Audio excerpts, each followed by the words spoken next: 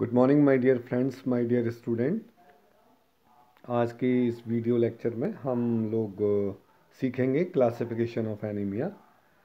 इसके पहले के लेक्चर में हमने सीखा था एनीमिया क्या होता है और एनीमिया की पैथोफिजियोलॉजी क्या होती है और एनीमिया की पैथोजेनेसिस क्या होती है, कोर पैथोजेनेसिस। आज के इस यूट्यूब वीडियो लेक्चर में हम सीखेंगे क्लासिफिकेशन ऑफ एनीमिया, एनीमिया के क्लासिफिकेशन के बारे में।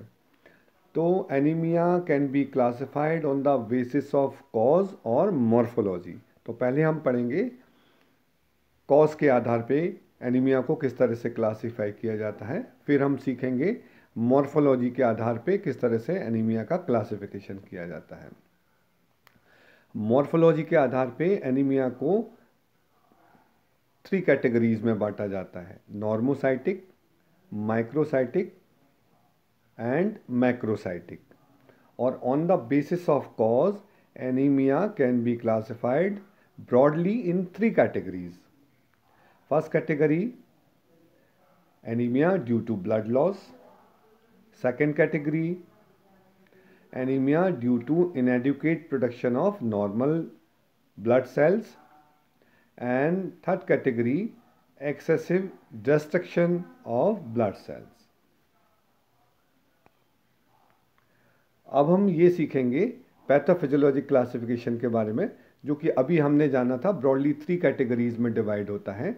Anaemia due to increase blood loss, और ये इंक्रीज ब्लड लॉस हो सकता है post haemorrhagic acute blood loss के कारण, क्रॉनिक ब्लड लॉस के कारण। सेकेंड ब्रॉड कैटेगरीज होती है anaemia due to impaired red cell production. यहाँ पर जो रेड सेल होती है उनका प्रोडक्शन इम्पेयर्ड हो जाता है। इसके बहुत सारे कारण होते हैं, या तो आयरन की प्रॉपर सप्लाई नहीं हो रही इसलिए आयरन डेफिशिएंसी एनीमिया हो जाता है, ग्लोबिन चेन होती है उसका सिंथेसिस नहीं हो पा रहा है, कम हो रहा है तो थैलेसेमिक सिंड्रोम हो जाता है, विटामिन B12 और फॉलिक एसिड की डेफिशिएंसी है तो न्यूक्लियर मैच्योरेशन प्रॉपर नहीं हो पा रहा है, न्यूक्लियर मैच्योरेशन डिफेक्ट आ जाता है तो इसके कारण एनीमिया हो जाता है।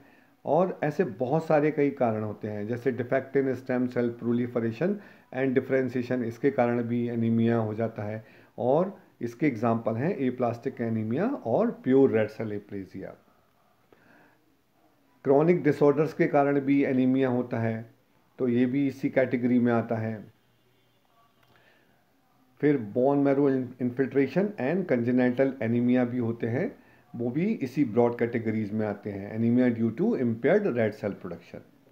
थर्ड ब्रॉड कैटेगरी होती है anaemia due to increased red cell destruction. Means ऐसे कई कारण जिनके कारण रेड सेल का डिस्ट्रक्शन बढ़ जाता है, रेड सेल का टूटना बढ़ जाता है और इनके कारण एनीमिया होता है।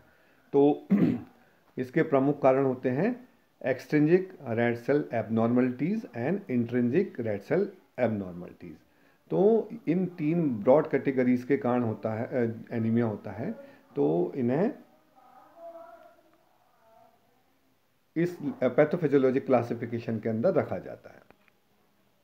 अब हम सीखेंगे मॉर्फोलॉजिकल क्लासिफिकेशन। मॉर्फोलॉजिकल क्लासिफिकेशन में 3 ब्रॉड कैटेगरीज होती हैं। पहला टाइप होता है normochromic normocytic anaemia, second category होती है हाइपोक्रोमिक माइक्रोसाइटिक एनीमिया, और थर्ड कैटेगरी होती है normochromic macrocytic anaemia.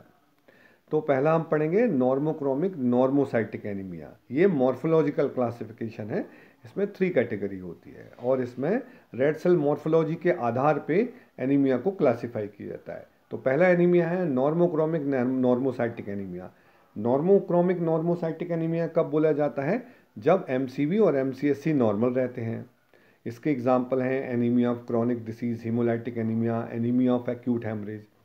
Second category होती है hypochromic microcytic anaemia. Hypochromic microcytic, जब MCV भी घट जाए और MCH घट जाए और MCSC घट जाए तो इस कैटेगरी को बोला जाता है हाइपोक्रोमिक माइक्रोसाइटिक एनीमिया। और इस तरह के एनीमिया के एग्जाम्पल हैं आयरन डेफिशिएंसी एनीमिया, थैलेसीमिया और anaemia of chronic disease. Third category होती है नॉर्मोक्रोमिक मैक्रोसाइटिक एनीमिया। नॉर्मोक्रोमिक यहाँ पर नॉर्मल MCSC वगैरह रहता है और मैक्रोसाइटिक मीन्स MCV बढ़ जाता है। और नॉर्मोक्रोमिक मैक्रोसाइटिक एनीमिया के एग्जाम्पल हैं vitamin B12 deficiency and folate deficiency. तो इस तरह से हमने अभी ये जाना pathologic classification of pathologic classification of anaemia and morphological classification of anaemia. आज के लेक्चर में हमने एनीमिया के क्लासिफिकेशन के बारे में पढ़ा। नेक्स्ट लेक्चर में हम पढ़ेंगे presentation of anaemia and sign and symptom of anemia. So thank you so much. See you soon in next lecture. Thank you so much. Have a great day and great time.